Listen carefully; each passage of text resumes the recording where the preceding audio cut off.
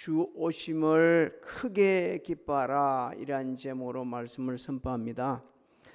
하나님의 은혜 가운데 이제 점점 한 해가 저물어가고 있고, 또 우리는 한 해를 마무리하면서 새해를 준비해야 하는 이런 시점에 와 있습니다. 원치 않는 일들이 여기저기 일어나고 있지만 하나님께서는 여전히 살아계셔서 역사하십니다. 지금도 지켜주고 계십니다. 세상의 시끄러운 소리에 귀 기울이기보다 하나님 말씀에 더 귀를 기울이면서 하나님께서 우리를 향하신 그 거룩한 뜻을 따라가서 하루하루 살 수 있기를 주의 이름으로 소망합니다.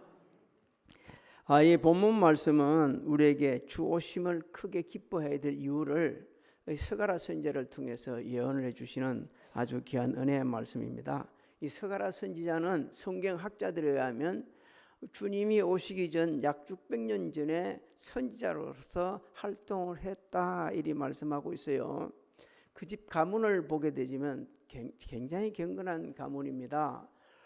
이스라엘 백성들이 포로지에서 돌아올 때 레위 지파 사람들을 주도적으로 인도했던 할아버지가 그 이또가 할아버지고, 그 다음에 그 아버지는 베레가입니다. 이런 훌륭한 집안에서 태어났던 이 스가랴 선지자는 하나님께서 그를 들어쓰셔가지고 예수님께서 오실 것을 예언을 하셨어요. 오늘 9절을 한번 읽어볼까요? 9절 말씀 시작. 시온에 따라 크게 기뻐할지어다. 예루살렘에 따라 즐거이 부를지어다. 보라, 내 왕이 내게 임하시나니 오시며 구원을 베푸시며 겸손하여서 나귀를 타시나니 나귀의 작은 것 곧 나귀 새끼니라. 자, 여기 보면 시온의 딸, 예루살렘 딸 이렇게 말씀하고 있죠. 시온의 딸, 예루살렘 딸은 이스라엘 백성들을 시적으로 표현하는 겁니다. 그리고 오늘 살아가는 우리들을 갖다가 또 지칭하는 것도 되기도 하고요. 근데 여기 크게 기뻐한다는 말은요, 박수치고 환호하면서 큰 소리로 기뻐하는 것을 말씀합니다. 근데 그 기쁨이 너무 큰 거예요. 우리가 적당히 기뻐서는 그렇게 박수치고 막 그냥 소리 질러가면서 환호하면서 이렇게 기뻐하지 않아요. 너무너무 기쁘니까 그렇게 크게 기뻐하라는 겁니다. 왜 예수님께서 오심이 그렇게 크게 기쁜가? 무엇 때문에 그렇게 크게 기뻐해야 되는가? 제일 먼저 가르쳐 주는 것이 뭐라고 말씀합니까? 예루살렘 땅에 부를지어다. 보라, 내 왕이 내게 임하시기 때문에 그렇다 이 말씀합니다. 스가랴 선지자가 예언한 이 왕은 2024년 전에 사람의 몸을 입고 아기 예수로 탄생하신 예수 그리스도를 의미합니다. 비록 어린 아기로 오셨지만 예수님은 만왕의 왕이셨어요. 이 스가랴 선지자보다 더 구체적으로 예수님이 만왕의 왕이 되심을 설명하시고 예언해 주신 분이 있는데 그분이 바로 이사야 선지자입니다. 자, 이사야 선지자가 예언한 걸 좀 봅시다. 이사야 9장 6절로 7절을 한번 읽어봅니다. 시작. 이는 한 아기가 우리에게 낳고 한 아들을 우리에게 주신 바 되었는데 그의 어깨에는 정사를 메었고 그의 이름은 기묘자라 모사라 전능하신 하나님이라 영존하시는 아버지라 평강의 왕이라 할 것임이라. 그 정사와 평강의 더함이 무궁하며 또 다윗의 왕자와 그의 나라에 군림하여 그 나라를 굳게 세우고 지금 이후로 영원히 정의와 공의로 그것을 보존하실 것이라. 만군의 여호와의 열심히 이를 이루시리라. 물론 우리가 지금 이렇게 읽어가지고 구체적으로 다 알 수는 없겠지만 몇 가지만 정리한다면 예수님은 아기로 오신다는 거예요. 예수님은 왜 꼭 예수님이 아기로 오셔야 했는가? 사람의 몸을 오셔야 되는가? 왜 그 아기 사람의 몸을 입시고 아기로 태어나야만 하셨는가? 성경은 우리에게 말씀하십니다. 하나님께서 우리와 함께 하시기 위해서, 하나님께서 우리가 함께 하시기 위해서 이렇게 오셨다 이렇게 말씀합니다. 여러분 마태복음 1장 23절을 한번 읽어볼까요? 시작. 보라, 처녀가 잉태하여 아들을 낳을 것이요 그의 이름은 임마누엘이라 하리라 하셨으니 이를 이를 번역한즉 번역한즉 하나님이 우리와 함께 계시다 함이라. 믿습니까? 하나님께서 우리와 함께 하시기 위해서 예수님은 사람의 몸을 입으시고 2024년 전에 이 땅에 오신 것입니다. 성경은요, 하나님께서 우리와 함께 하심이 얼마나 큰 은혜인지를 여러 모양으로 말씀해 주시고 있어요. 자, 하나님께서 우리와 함께 하시면 우리를 보호하시고 인도하시고 지키시고 풍성하신 은혜를 베풀어 주신다. 하나님 함께 하심. 또 하나님께서 함께 하심이 그야말로 우리에게는 형통 그 자체다. 이리 말씀하고 있습니다. 여호수아가 모세를 이어 이스라엘 백성들을 가나안 땅으로 인도해야 될 지도자로 세움 받습니다. 근데 너무 힘들어요. 너무 고통스러워요. 왜? 그 위대한 지도자 모세에게도 대들면서 말 안 들었던 그 사람들 데리고 가나안 땅으로 들어간다? 너무 고통스러운 거예요. 그리고 벌벌 떨고 있으니까 하나님께서 여호수아에게 귀한 말씀을 주십니다. 내 평생에 너를 능히 대적할 자가 없으리다. 내가 모세와 함께 있던 같이 너와 함께 있을 것임니라. 그러면서 내가 너를 떠나지 아니하며 버리지 아니하리니 강하고 담대하라. 너는 내가 그들의 조상에게 맹세하여 그들에게 주리라 한 땅을 이 백성에게 차지하게 하리라. 할렐루야. 여러분, 하나님이 함께 하시면 두려울 염려가 없습니다. 오히려 우리는 강해지고 담대해지고 모든 환경을 이길 수가 있어요. 그래서 하나님이 함께 하시러 오시기 때문에, 만왕의 왕이신 그 하나님이 우리와 함께하러 오시기 때문에 예수님 오심을 크게 기뻐해야 된다고 말씀하는 거예요. 이사야 선지자는 구체적으로 말씀합니다. 그 아들은요, 우리에게 주셨다고 그랬는데, 줬다는 말은 이런 뜻입니다. 예수님이 이 세상에 등장할 때 사람의 이성으로는 파악할 수 없고 알 수도 없고 이해가 되지 않는 아주 경이로운 모습으로 이 세상에 오실 것이다. 그렇게 오셨어요. 예수님은 잉태하실 때부터 어떻게 잉태합니까? 성령으로 잉태하셨어요. 어디에? 동정녀 마리아에게. 그리고 와서 이 세상 아기 예수로 마국간에 태어나시면서 아주 정말 경이로운 모습으로 이 세상에 사람의 몸을 입고 오셨습니다. 근데 그 아기가 말이요, 기모자요, 모사요, 전능하신 하나님이요, 영전하시는 아버지고 평강의 왕이셨습니다. 그걸 누가 알겠어요? 아무도 몰랐어요. 근데 하나님께서는 그런 위대하신 예수 그리스도를 이 세상에 보내주셨거든요. 그래서 우리는요, 너무너무 기뻐해야 돼요. 너무너무 기뻐해야 돼요. 또 예수님께서 오심을 크게 기뻐할 이유는 그분은 공의로우시기 때문에 그렇다, 이리 말씀합니다. 여러분, 공의롭다는 말은 올바르다, 공정하다, 이런 뜻을 가지고 있어요. 이것은요, 모든 세상의 지도자들이 갖춰야 될 기본 자질입니다. 지도자들은요, 공의롭게, 그야말로 공정하게, 올바르게 다스려야 돼요. 그런데 대부분의 지도자들은 그렇게 다스리지 않습니다. 권력을 앞세워요. 그게 마치 힘인 양. 그래가지고 막 자기 마음대로 자기 욕심을 따라 통치를 하고 다스려갑니다. 심지어 사람 목숨들도 막 마음대로 빼앗을 것처럼 그렇게 휘둘릅니다. 그런데 예수님께서는 그렇게 안 하셨어요. 공의로 다스리셨어요. 그래가지고 차별이 안 했습니다. 차별을 두시지 않았어요. 가르치시고 치유하시고 전파하시면서 시리에 빠져 있는 자들의 소망을 줬고요. 하나님 말씀을 통해서 천국을 갖다가 가르쳐 주셨고요. 잘못된 자들에게는 사정없이 잘못됐다고 말씀을 하셨습니다.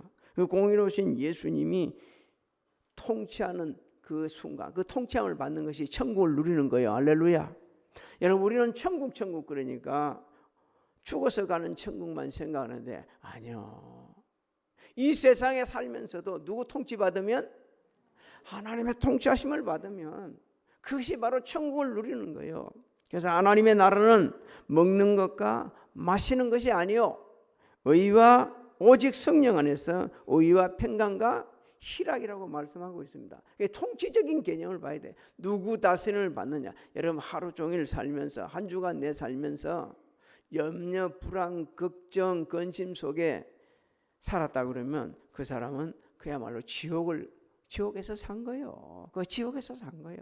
눈은 뜨고 다니지만, 입은 밥을 먹고 있지만, 말을 하고 있지만 지옥에 산 거예요. 그런데 우리 하나님의 통치함을 받고 살았다 그러면 그 상황이 어떠든 상관없이 천국을 누린 거예요. 할렐루야. 예수님이 오셔서 공의로 다스리실 것이기 때문에 우리는 크게 기뻐해야 된다는 겁니다. 또 기뻐해야 될 이유 중에 하나가 구원을 베푸시기 때문이라 말씀하고 있습니다. 예수님은 오신 목적은 구원을 베푸시기 위해서 오셨어요. 예수님은 우리를 구원을 베푸시기 위해서 어떻게 했느냐, 죽으시기까지 복종을 하셨습니다. 그래서 우리 죄를 사해 주시고 십자가에서 본인은 고통당하고 수치당하면서도 우리에게는 죄와 사망에서 사함을 받는 은혜를 베풀어 주셨어요. 그런지 사도 바울은 다니면서 누구든지 예수를 믿으면 구원받는다. 구원받는다. 내가 조금 전에 교회 나오기 전에 아주 짧은 시간에 그 성경, 그 루트를 따라가지고 사도 바울이 발자취를 따라가는 그 프로그램을 방영하는 모습을 잠깐 봤어요. 근데 너무 반갑더라고요. 그가 제가 갔다 왔던 빌립보, 빌립보에 가가지고 말이에요. 그분들이 사도 바울이 처음 가서 빌립보에 가서 처음 만난 팔레트에서 누구 만나죠? 드디어 만나잖아요. 그 물 흘러내리는 자리에 양쪽에서 차인표하고 어느 목사님하고 둘이 앉아갖고 그 대화를 나누고 있는 거예요. 그렇지. 저거 내가 몇 년 전에 갔다 왔지. 너무 반갑더라고요. 가가지고 한 일이, 사도 바울이 뭐입니까? 복음 전했어요. 그 다음에 여종한테 귀신 들린 그 여종을 예수 그리스도 이름으로 쫓아내줬어요.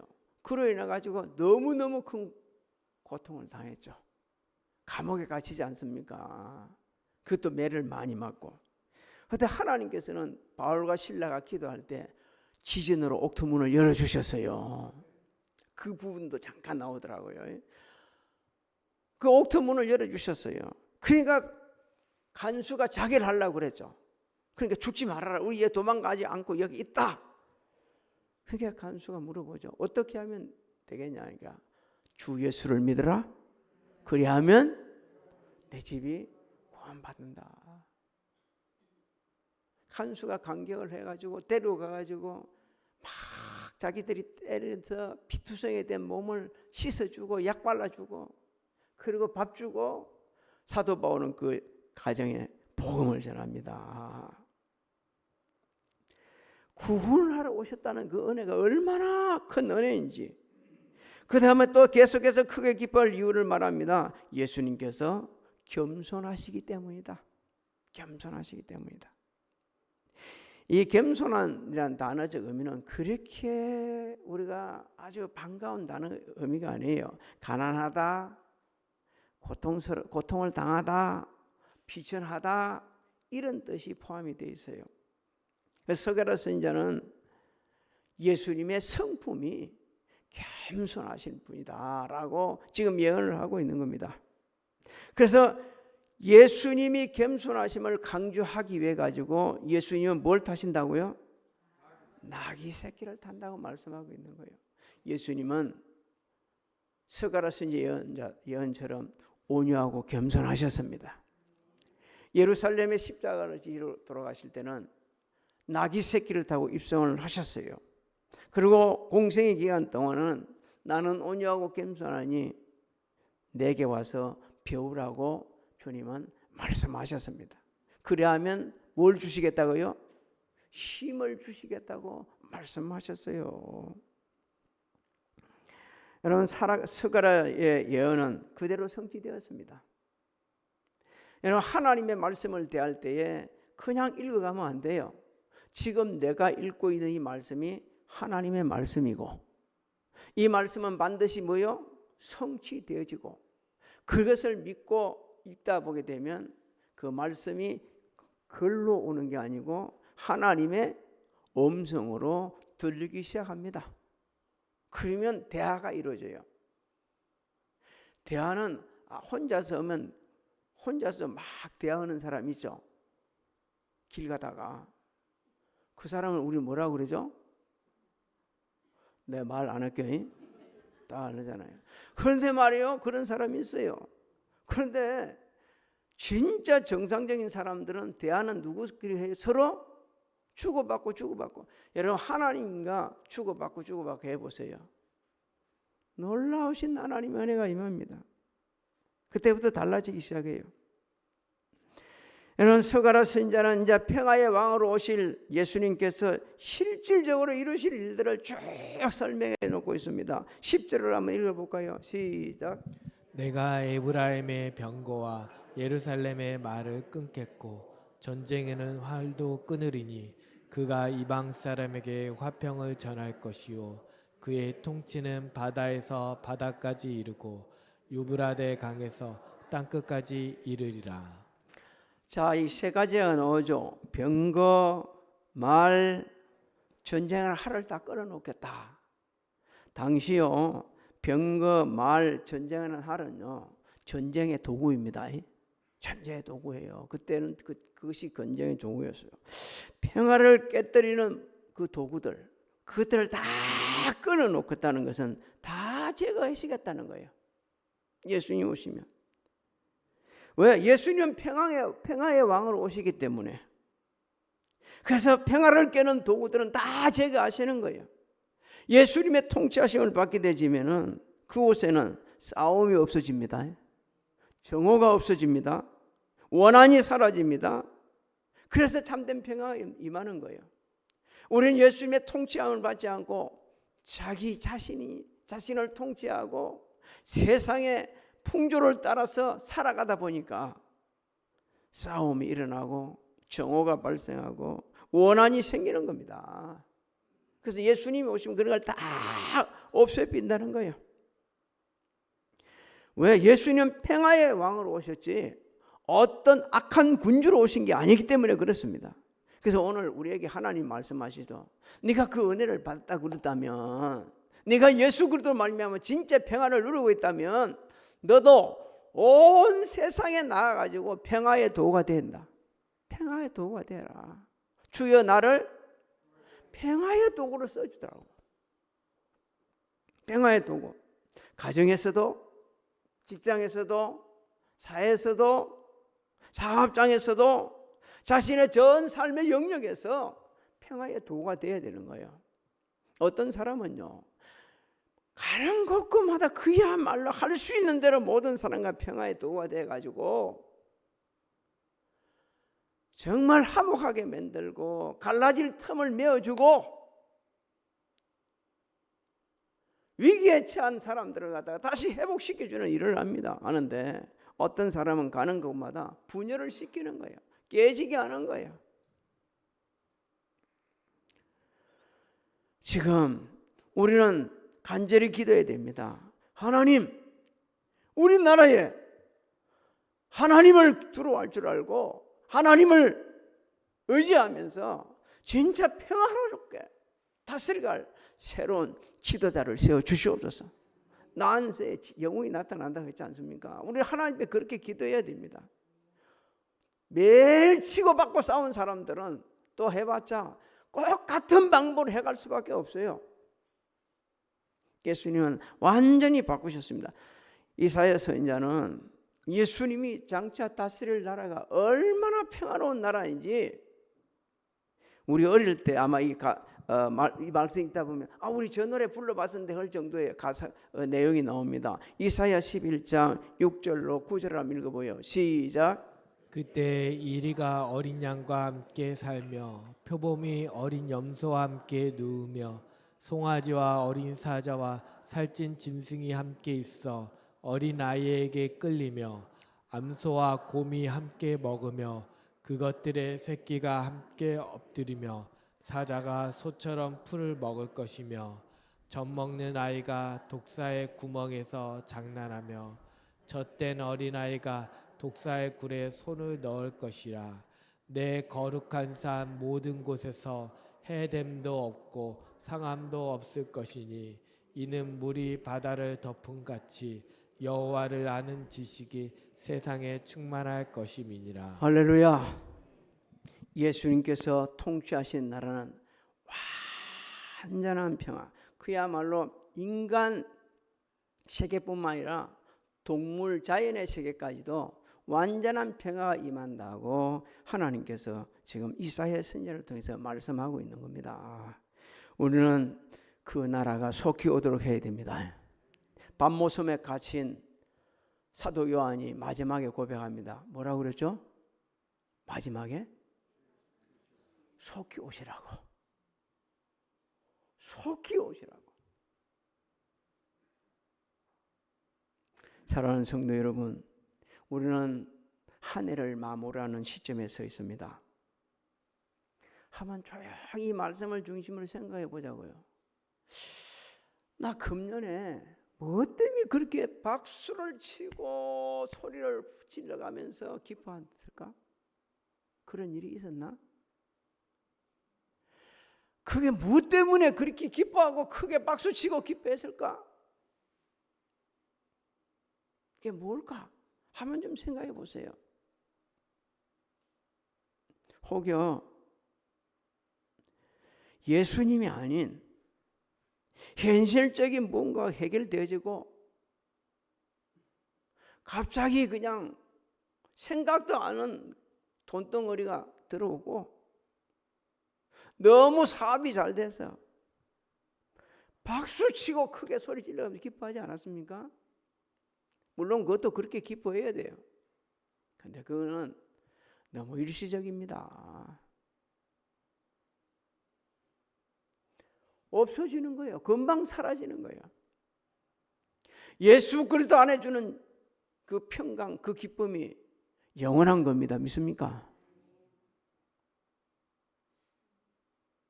또 2024년 살아오면서 내가 그리스도 안에서 누리는 이 참된 기쁨을 이웃에게 한번 전해본 적이 있느냐는 거죠.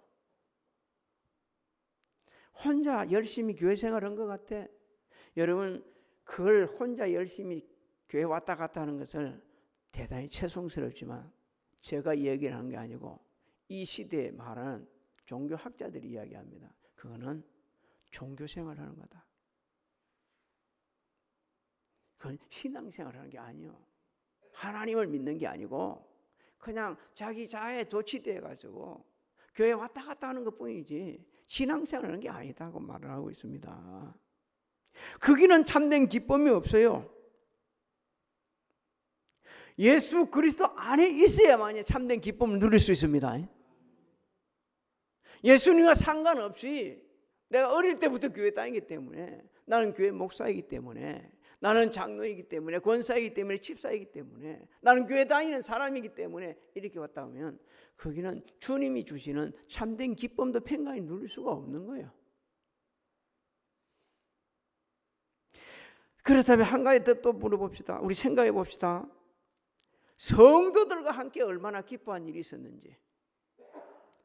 예수 안 믿는 사람 말고 정말 예수 그리스도 안에 우리 함께 주의 일을 감당하는 우리 사랑하는 성도들과 함께 얼마나 기뻐했는지. 잠언서는 말씀하고 있죠. 스스로 무리해서 이 벗어나는 사람은 정말 어리석은 인생이라고. 그런데 진작 성도들과 함께 어울리지 못하고 세상에 속한 자들과 어울리면서 복음 한 번 전하지 못하고 그들 풍조를 따라서 같이 살아가는 모습들, 하나님이 정말 그 모습을 보면서 너 참 잘하고 있다고 그렇게 했을까요?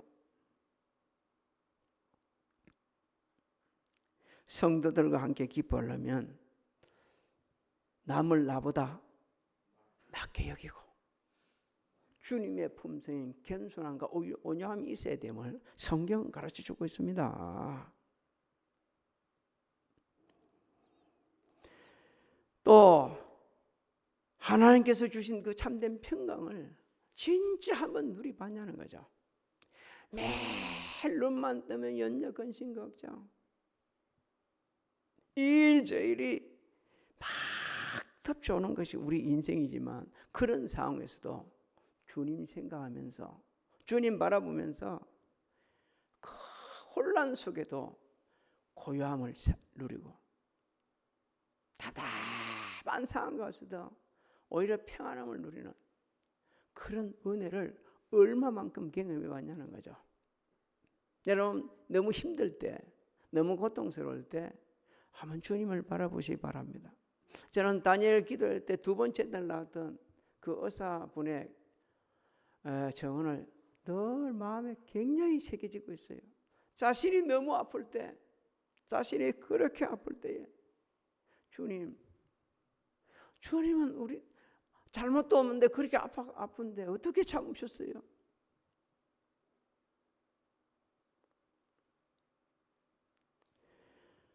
우리는 평강이 없는 삶을 삽니다. 뭔지 모르게 쫓기며 사는 거예요. 매일 쫓기다 살면서 한번 자기 자신도 이웃도 주변도 돌아보지 못하고 시간 다 보내버렸어요.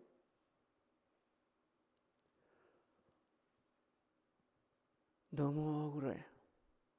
너무 힘들어. 그래서 저는 가끔은요, 목사님 그러면 안 되니까 그렇게 하면 용서하시기 바랍니다. 세상 노래 보게 되면 가사 좋은 걸 기억하는 거예요. 세워라 하지 말아라. 그 누가 알아주냐는 거예요. 네? 비바람도 강바람도 다 견뎌온 세월인데 그렇게 살아온 세월을 누가 알아주냐는 겁니다. 그러면서 그 사람들은 한탄하죠. 세상 노래는 한탄으로 끝나지만 우리는 소망이 있습니다. 정말 주를 위해 숨도 쉬지 못하고 뒤도 돌아보지 못하고 그걸 살아왔다면 주님이 책임져 주십니다. 주님이 보시고 가시기 때문에. 그래서 평강을 주는 거예요. 성경에 제가 한 분을 소개해드리고자 합니다. 하박국 선지자를 아십니까? 하박국 선지자는 나라가 망한다는 소식을 들어요. 그 소식을 듣고서 어느 정도 고통이 심했냐 하면요, 뼈가 막 떨린다는 거예요. 창자가 막 아파오는 거예요. 그렇게 고통스러웠어요.